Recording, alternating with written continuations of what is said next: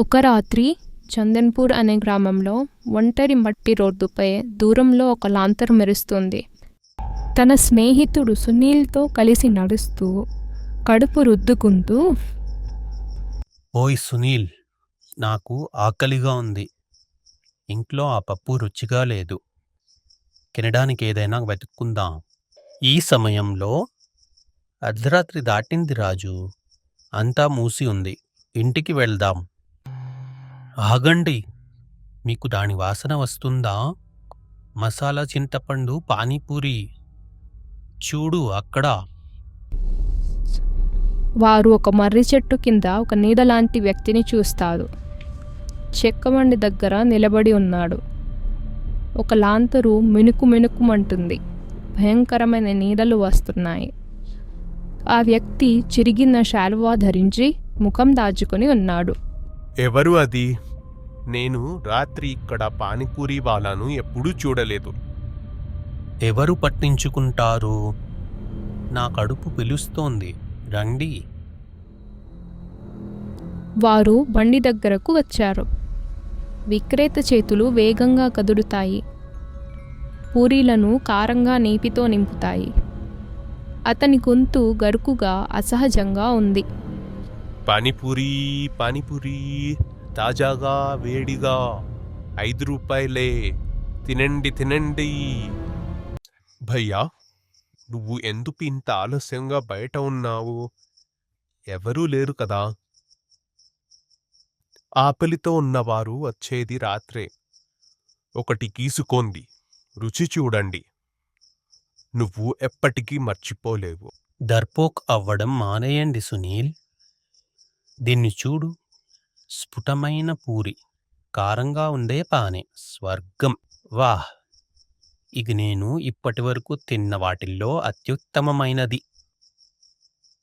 హా, ఇది వింతగా ఉంది. చాలా బాగుంది.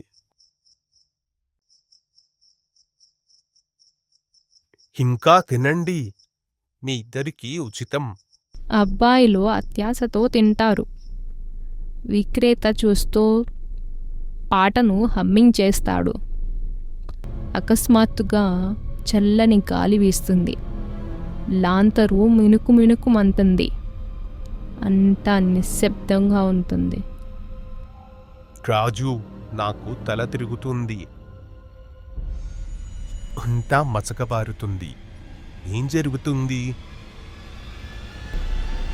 అబ్బాయిలు గాలిలోకి అదృశ్యమవుతారు. విక్రేత తక్కువ గొంతు చించుకునే శబ్దంతో నవ్వుతాడు.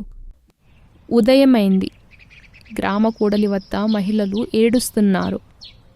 పురుషులు గొడవ పడుతున్నారు. సర్పంచ్ గారి ఇంటి దగ్గర జనం గుమిగూడారు.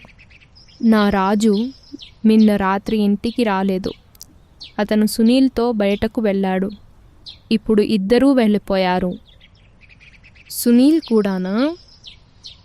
మా అబ్బాయి ఎప్పుడూ ఇంత ఆలస్యంగా బయట ఉండడు. అందరూ ప్రశాంతంగా ఉండండి. ఇది ఈ నెలలో 5వ కేసు. మొదట హరి, తరువాత మీనా, ఇప్పుడు రాజు మరియు సునీల్. వాళ్ళు అసలు ఎక్కడికి వెళ్తున్నారు?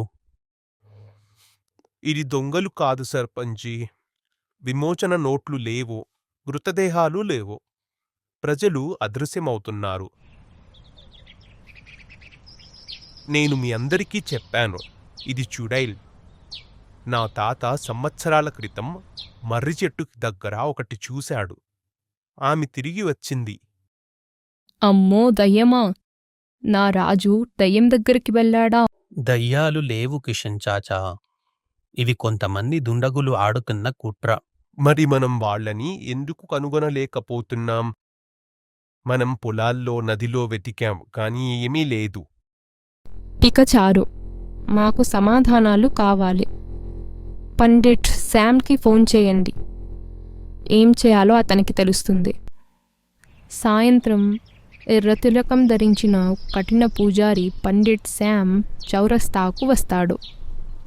అతను పవిత్ర వస్తువుల సంచిని మోసుకెళ్తాడు. సర్పంచి, నాకు అన్నీ చెప్పండి. తప్పిపోయిన వారిని చివరిగా ఎవరు చూశారు? రాజు ఆకలిగా ఉంది అని చెప్పాడు. అతను సునీల్తో కలిసి పాత రోడ్డు వైపు వెళ్ళాడు.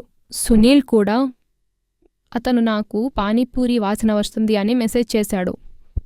అప్పుడు ఏమీ జరగలేదు. పానీపూరి అర్ధరాత్రి? ఆ రోడ్డులో ఎవరూ అమ్మకందారుడు లేడే. నేను చూశాను. గత వారం మర్రి చెట్టు దగ్గర ఒక బండి, నీడలా ఉన్న ఒక మనిషి. నేను దగ్గరకు వెళ్ళలేదు కానీ నా కడుపు పారిపో అని చెప్పింది. ఏమిటి, పానీపూరి వాలానా? అతను ప్రజలను మరణించడానికి తినిపిస్తున్నాడా ఏంటి? తినిపించడం లేదు, ఆకర్షిస్తున్నాడు. ఇది మనిషి కాదు, ఒక భూతం. ఆ బండికి బంధించబడిన ఆత్మ. దాని ఆహారం తినేవాడిని తీసుకెళ్తున్నాడు. ఎక్కడికి తీసుకెళ్లారు? నా రాజు, అతను ఎక్కడ ఉన్నాడు? దాని రాజ్యానికి, జీవితానికి మరియు మరణానికి మధ్య ఉన్న ప్రదేశం. మనం దానిని బంధించి వారిని తిరిగి ఇవ్వమని బలవంతం చేయాలి. ఒక దయ్యాన్ని పట్టుకోవాలా? ఎలా? నేను చేస్తాను. దయ్యం అమ్మే పానీపూరికి నేను భయపడను. లేదు విక్రమ్, నువ్వు కూడా అదృశ్యమైతే? నేను ఆ పూరీలను తినను. నేను దానిని బయటకు రప్పిస్తాను. సగం భయంతో సగం ఆశలతో తల ఊపుతున్నారు. అర్ధరాత్రి. మర్రి చెట్టు తెరుచుకుంటుంది. పండిట్ శ్యామ్ మంత్రాలు జపిస్తూ ఉప్పుతో వృత్తం గీస్తున్నాడు. విక్రమ్ ఆకలితో ఉన్నట్లు నటిస్తూ, ఓయ్, నాకు ఆకలిగా ఉంది. ఇక్కడ ఎవరైనా పానీపూరి తెచ్చారా? పానీపూరి తాజాగా మరియు వేడిగా ఉంది. 5 రూపాయలు మాత్రమే. బాగుంది భయ్యా. నాకు ఒక ప్లేట్ తయారు చేయండి. నీకోసం స్పెషల్. తినండి, మీ ఆకలి అంతా మాయమవుతుంది. అతను విక్రమ్కి పూరీ ఇస్తాడు. విక్రమ్ తిన్నట్లు నటిస్తూ దానిని పొదల్లోకి విసిరేస్తాడు. వాహ్, రుచిగా ఉంది. నాకు ఇంకా ఇవ్వండి. ఇంకా విక్రమ్ పూరీలను విసురుతూనే ఉంటాడు. విక్రేత నవ్వు మసకబారుతుంది. నువ్వు ఎందుకు వెళ్ళలేదు? ఇంకా తిను. ఇప్పుడే. ఓం భూత్రీత్ నివారణాయ నమః. ఉప్పు వృత్తం మెరుస్తున్నప్పుడు విక్రేత అరుస్తాడు. గ్రామస్తులు పవిత్ర జలాన్ని విసిరేస్తారు. దయ్యం కొట్టుకుంటుంది. నువ్వు నన్ను ఆపలేవు. వాళ్ళు నా వాళ్ళు. తినేవారందరూ నా వాళ్ళు.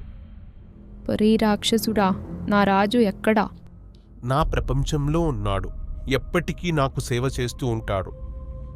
నువ్వు కూడా వారితో చేరకావు.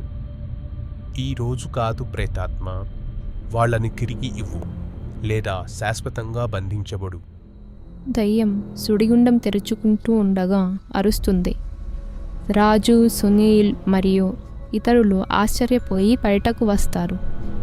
అమ్మా, నేను అతని కోసం పూరీలు తయారు చేస్తూ చిక్కుకున్నాను. అతను మమ్మల్ని ఆపనివ్వడు.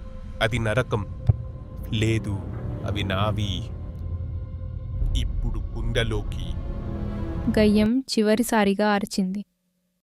తెల్లవారుజామున గ్రామస్తులు తమ ప్రియమైన వారిని కౌగులించుకుంటారు. ఇంకెప్పుడు అపరిచితుల ముంగి పానీపూరి తినవద్దు.